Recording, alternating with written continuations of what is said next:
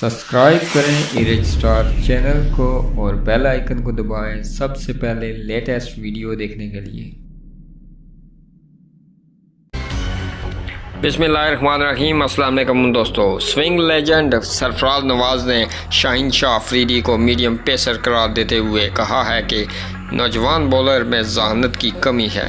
Indian express से गुफ्तगू करते हुए सरफराज नवाज़ ने कहा पाकिस्तानी फास्ट बॉलर अटैक पर तबसरा करते हुए कहा कि शाहीन शाह अफरीदी मीडियम पेसर हैं और वो बहुत चालाक नहीं हैं।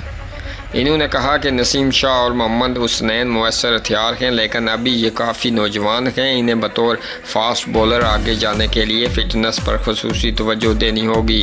सरफराज नवाज़ ने कहा कि नसीम शाह और मोहम्मद हुसनैन ने अपनी फ़िटनेस पर तवज्जो बरकरार न रखी तो मेरा नहीं ख्याल कि इनका कैरियर बहुत तवील होगा, क्योंकि तेज़ रफ्तार बॉलर की हैसियत से किसी को भी तवील कैरियर के लिए अपनी फ़िटनेस के लिए अच्छी तरह से तमीर करनी पड़ती है।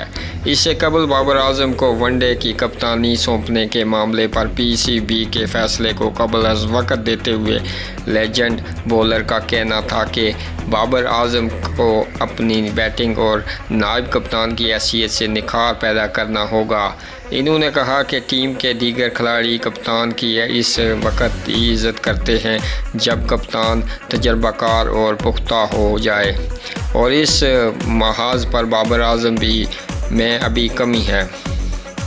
तो ये थी सरफराज नवाज़ की तरफ से जो अपडेट।